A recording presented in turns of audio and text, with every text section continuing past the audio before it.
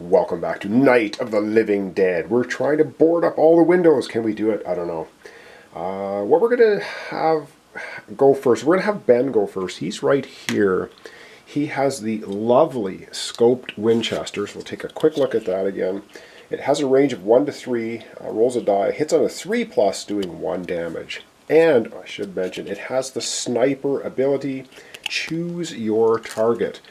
And the sniper ability also means there's no friendly fire. So if you miss with the scoped Winchester, you do not hit one of your own teammates, which is awesome. So for his first action, because we need to do some searching, I'm going to have him search last. He's going to shoot at the walker, the ghoul walker here that is menacing Judy at the moment. And because he can shoot through this door at this one. So I'm going to zoom down, we're going to get out the dice tray, we're going to see what he can do on his first shot. Rolls a die, hits on a 3+ with his scoped Winchester. Let's see what happens. Alright, he lines up the gun. He's aiming at the ghoul walker. Hits on a 3+, come on, and he gets a 6. Oh, pegs it right in the head, and kaboom, that walker is no more. That takes Ben from 1 experience up to 2. We're still a long ways from the yellow zone for everyone. Closest, I think, is Harry, sitting at 3 experience. He needs 4 more, though. All right, first kill. That was his first action. Second action, he's going to shoot into the other room and go for the breaker. So I'm going to readjust the camera. We'll have him do that.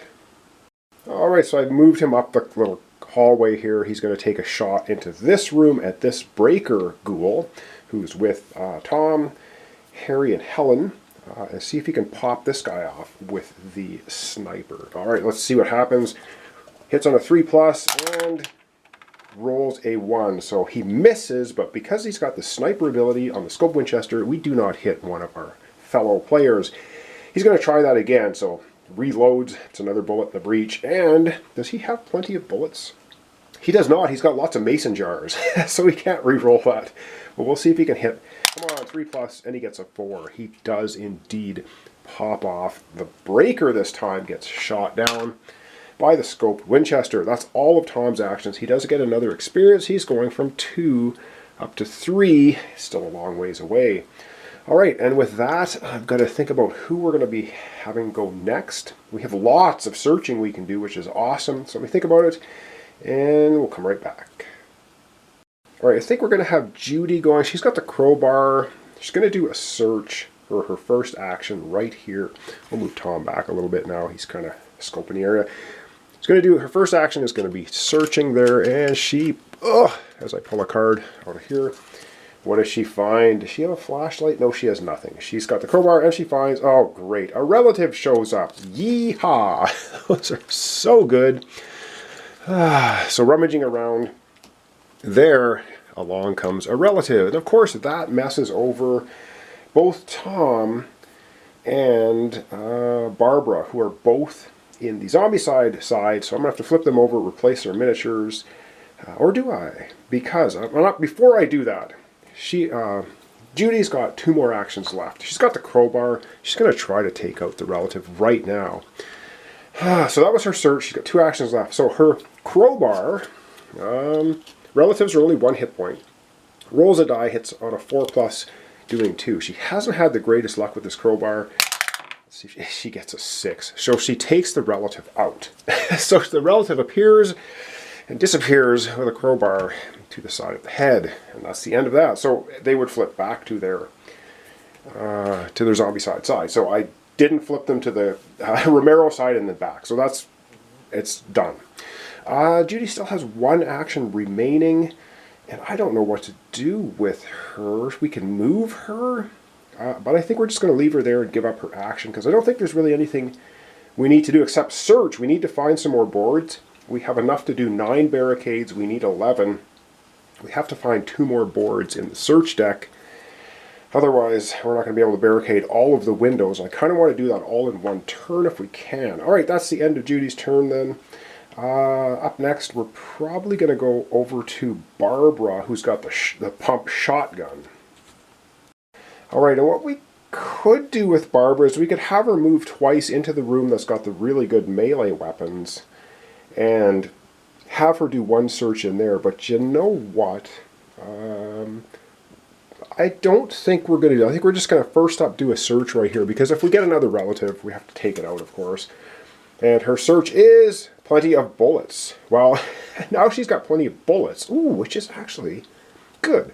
So that was her first action. You know what she's going to do for her second action? She's going to move in here with Ben, who has the scope Winchester. And for her third and final action, she's going to do a trade with Ben. She's going to give him plenty of bullets, and she's going to take the mason jars. Cool. That's going to be the end of Barbara's turn. Up next, we have the 3 down here, so let's decide who we're going to have going next. Okay, so I got a cunning plan here, so bear with me. What we're going to do, we're going to have Helen go next. Helen is just going to take 1 move to go here, and her second action is going to be doing an exchange action with Ben. And she's going to take the mason jars from Ben, and that's going to be it. Yeah, she still has a scope. She'll hang on to the scope. She's going to do an exchange action for her second action. Her third action then is going to move back into this room. The reason I did that is if we can ever find some flammable liquid, which I know is in the search deck somewhere, she now has mason jar.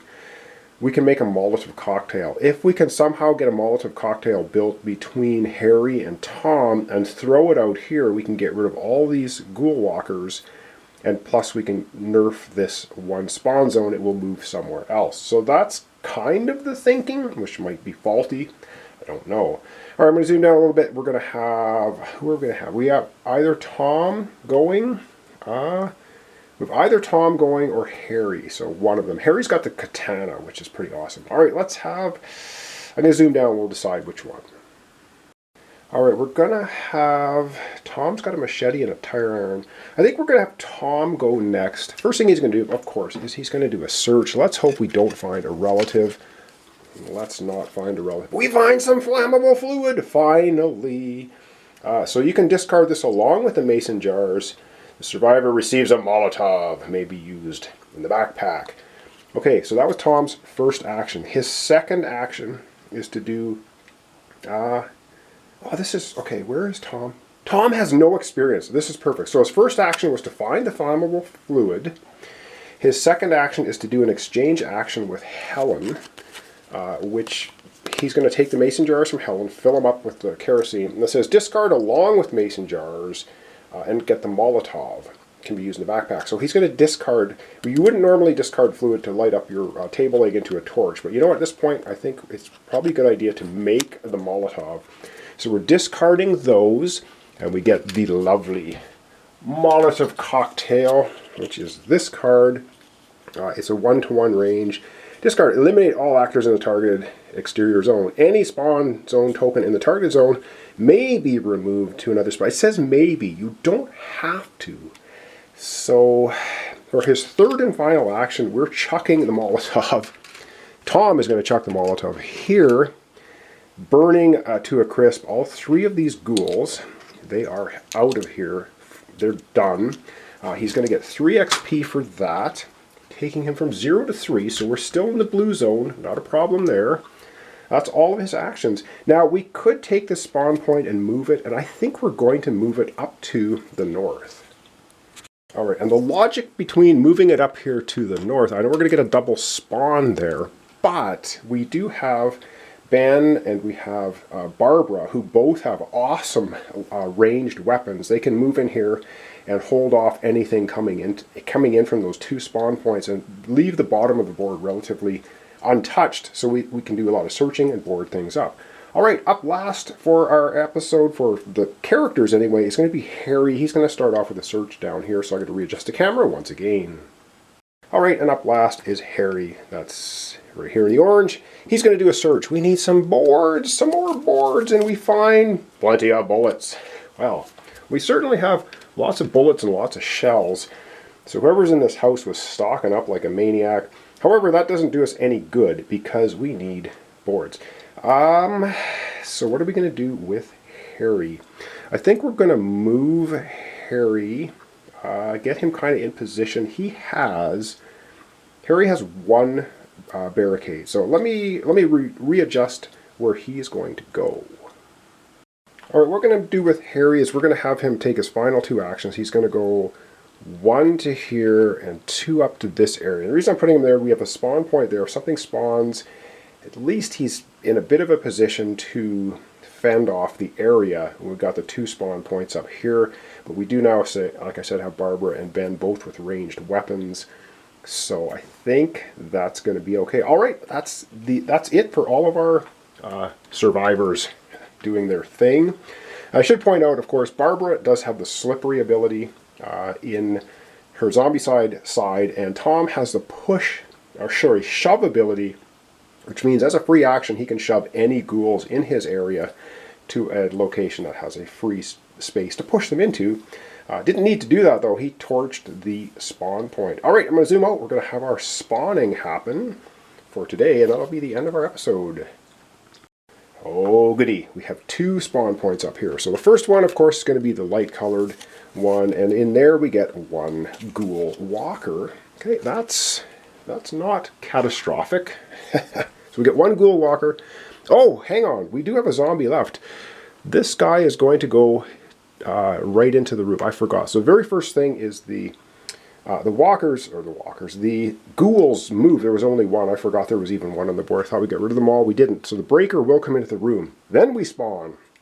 Sorry, got that out of order. And we're going to get a walker. We have a second spawn point here, so we're going to get another spawn happening. And it is nothing happens. Awesome, because we're all still in the blue. This is good, this is good. And the final spawn point over here with Harry looking out the window. We get a breaker shows up over there. Okay, just 1. It's not terrible. So basically, as we sit, we've got 3 ghouls on the board. All right, I'm going to zoom out. We're going to wrap up our episode for today. All right, I got to say, it was kind of a bust as far as finding things. I mean, we made a Molotov, which was really cool. We took out a lot of ghouls right there. We're set up to do a lot of searching next episode. We got to find boards. We have to find 2 more boards that we can turn into barricades to be able to barricade all 11 windows. Like I said, I kind of want to try to do that all in one shot if we can. So everyone's got 3 actions. Nobody's tripped over into the yellow zone yet, which would then increase the nastiness of spawns, which isn't happening. Again, opening scenario, this is scene 1. Kind of the introduction to the game. I'm really liking it though. I like the claustrophobic feeling of being in the house, having to fend off the ghouls. We don't have a lot on the board, so I think we're actually doing okay. So thanks so much for watching along. Thanks for your comments, subscriptions, and likes. Really helps out my channel. We'll see you next time for the continuation of Night of the Living Dead. But of course, I do have a retro thing to do, and I'm going to move Harry back here. Tom, I totally forgot, has the flashlight. Search, draw 2 cards. Tom only drew 1. He got the kerosene. The second card drawn would have been the plenty of bullets that Harry drew on his turn. So we're going to give Tom the plenty of bullets. It only makes sense. And we're going to kind of do Harry's turn again. So the first thing Harry's going to do is 3 actions. He's going to search. So what is next in the search deck? Let us hope it's not a relative. He finds more flammable fluid. Awesome. Okay, so Harry has got flammable fluid. And during the search action, I think he can just discard the table leg. If you have flammable fluid, you may discard this card to get a torch. So I think as one action, he can just do this. And he's going to keep the flammable fluid as well. It doesn't go away, but you do discard the table leg. And he ends up getting a torch, which is awesome. So the torch is rolls 2 dice, hits on a 3+, doing 2 damage. Torches are absolute awesome. He's got 2 actions remaining, so then he'll just move now 1, 2 over here with his flaming torch. That is so cool. All right, and that's gonna, I kind of hate it to do that, but I was kind of looking at the flashlight. It doesn't say you may draw 2 cards. It just says draw 2 cards when you search. May be used in the backpack, so I guess it's the may be used. I could have left it as is, but we do really need to search a lot. We're looking for boards. Anyway, it was kind of a long retro. I didn't change anything for the ghoul movements and the ghoul spawning. That's all the same. So I just wanted to make sure I got that correct, because yeah, Tom has the flashlight. We do need to find the boards. So for Tom doing pulling 2 cards, a search really makes sense. Wanted to do that. So thanks so much for watching along. And we'll see you in the next episode of Night of the Living Dead.